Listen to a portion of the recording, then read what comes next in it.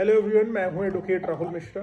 आज का वीडियो मैं एक कविता के साथ शुरू करूंगा। कविता ये है कि नेकी कर दरिया में डाल, मैं भी जूते खाया तू भी जूते खा। कहानी यहाँ पर यह है कि मेरे एक क्लाइंट है, मेरे पास इलाहाबाद हाई कोर्ट में आते हैं और इंडियन एयरफोर्स में है वो। और वो कहते हैं कि सर, मैंने एक लड़की की फाइनेंशियल हेल्प कर दी थी जब वो कैंसर से जूझ रही थी।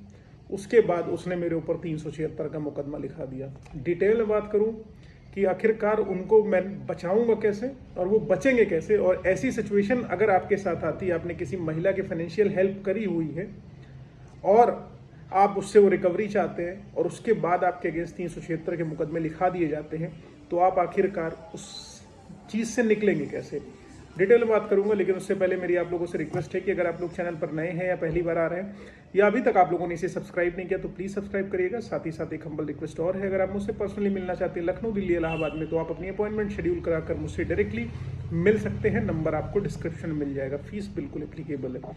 चलिए वीडियो स्टार्ट करते हैं। देखिए, एक बेचारे इंडियन एयरफोर्स के एम्प्लॉई हैं और उनका सब कुछ नाम तो नहीं बताऊंगा मैं।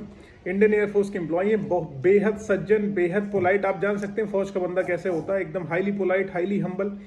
ठीक है, उनका एक महिला से संपर्क में आते हैं, एक महिला से संपर्क में आए और क्योंकि महिला से संपर्क में आना, बातचीत होने लगी, व्हाट्सएप के थ्रू टेलीफोनिक कन्वर्सेशन होने लगी।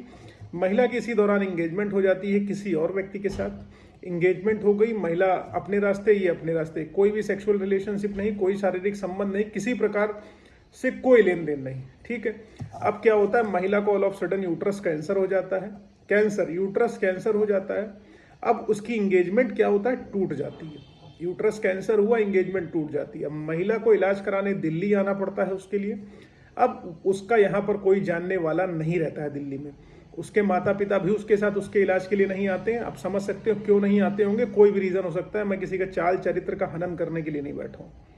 उनके माता पिता भी उनके इलाज के लिए नहीं आते। यहाँ पर वो उनको फ़ोन करती हैं, क्योंकि यहाँ पोस्टिंग होती है, इनके पास फ़ोन आता है कि मैं यहाँ पर इलाज कराने आई हूँ, आप मेरी प्लीज़ मदद करें।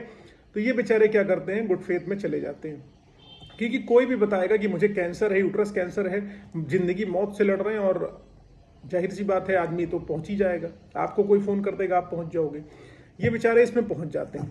अब इनकी मदद के लिए चले जाते हैं, मदद के लिए गए। अब हॉस्पिटल में अटेंडेंट कोई नहीं है उसका, इनका ही नाम इन्होंने लिखा कि उसमें लिखाया फ्रेंड, लिखाया कि हम ट्रीटमेंट कराने के लिए एज अ फ्रेंड इनका आए हुए हैं, क्योंकि डॉक्टर साइन कराते हैं कंसेंट पेपर से, फ्रेंड, फैमिली, रिलेटिव से। तो इन्होंने साइन कर दिया। ठीक है, लड़की का इलाज हुआ वहाँ पर, लड़की अस्पताल से रिलीज होती है, उसके बाद अपना घर चली जाती है। इसी दौरान लड़की कुछ 20,000 रुपये ही लेके आई होती है और इनसे तकरीबन 2-2.5 लाख रुपए का लेन देन वो कर लेती है। लेती ही है, देती क्या है, आप जान ही रहे हो। पैसा इन्होंने 2.5-3 लाख रुपए लगभग इनसे इन्होंने ले लिए। ठीक है, उसके बाद पोस्ट मेडिकल ट्रीटमेंट और सारी चीज़ें उनसे इन्होंने करा ली। सारी चीज़ें हो गई, इन्होंने पैसा दे दिया, सब कुछ ठीक रहा। लड़की की इंगेजमेंट टूट गई, क्योंकि अपोजिट पार्टी जो लड़की की पहले वाली थी उसको पता चला था कि इनको कैंसर है, तो उसने कहा हम शादी नहीं कर पाएंगे। ठीक है, अब शादी नहीं कर पाएंगे, उसने क्लियर कट डिनाई कर दिया। जब उसने डिनाई कर दिया, अब लड़की को तो कोई ना कोई सहारा चाहिए ही चाहिए, अपना ट्रीटमेंट भी कराना है और अपनी लाइफ को भी आगे, अगर जिंदा है तो रहना है। लड़की चली जाती है, कुछ टाइम बीतता है, उसके लड़का उससे कहता है कि देखो ऐसा है, तुम्हारा अब तो काफ़ी ठीक हो और अपने घर वालों को बोलो मेरा पैसा दे दे। अब पैसा दे दे जब लड़के ने बोला, तो लड़की ने क्या किया, 3-4 दिनों बाद उसके अगेंस्ट 376 में FIR लिखा दी कि इन्होंने मेरे साथ शारीरिक संबंध बनाए, इन्होंने मेरा बलात्कार किया इलाज के दौरान अस्पताल में। समझ गए बात को मेरे? इलाज के दौरान अस्पताल में, जब ये बिस्तर पर पड़ी हुई थी, यूट्रस कैंसर ही है और इनका इलाज के दौरान बलात्कार किया गया अस्पताल में। और बलात्कार किसने करा, जिसने अपने अकाउंट से ट्रांजैक्शन करा इनके ट्रीटमेंट के लिए, उसने इनका बलात्कार कर दिया। तो इसलिए मदद भी आप करने गए हो किसी महिला की इस तरीके से, बिना उसके किसी गार्जियन की अपीयरेंस के, बिना उसके गार्जियन परिवार वालों की मौजूदगी के, तो आप समझ सकते हो कि आप 376 के जाल में फंस सकते हो और नौकरी छोड़ के घर बैठ सकते हो। और अब क्या हो रहा है, उनके अगेंस्ट पुलिस वाले पीछे पड़े हुए हैं, लड़के के गिरफ्तारी करेंगे, 82 की कार्रवाई करने की पूरी कोशिश चल रही है, उनको जेल भेजने के लिए पूरा अटेम्प्ट चल रहा है, खत्म करने की पूरी चेष्टा करी जा रही। He visited to me, he came to me for questioning. कि साहब किसी तरीके से इसमें से निकाल दो, मेरा कोई दोष नहीं है। लड़के ने ट्रीटमेंट कराया, पैसा दिया, अटेंड किया, सब कुछ उसने किया, ठीक है। अब उसके फियांसी को पता चल जाता है, उसके मंगेतर को पता चलता है कैंसर है, वो इंगेजमेंट तोड़ देता है। अब लड़की को पैसा वापस देना पड़ेगा, तो वो सबसे बड़ा डिफिकल्ट है ना। This is the only reason she filed FIR against this boy कि इसने मेरा रेप किया हुआ है। और रेप के मैटर में क्या है, लड़की को स्टार्टिंग में कोई एविडेंसेस देने की जरूरत नहीं, वो सिर्फ सिंपली बोल देगी कि भैया इन्होंने मेरा रेप किया है, तो पुलिस तो अरेस्ट करेगी। बाद में वेरीफाई होगा कि वेदर जो भी रेप चार्जेस लगाए गए हैं वो सही है नहीं सही है, एविडेंसेस आपके देखे जाएंगे, उसके देखे जाएंगे। लेकिन शुरुआती दिनों में लड़की को कोई एविडेंस देने की आवश्यकता नहीं है, तो लड़का तो परेशान होगा ना। अगर वो जेल चला गया, उसकी नौकरी तो खत्म हो गई।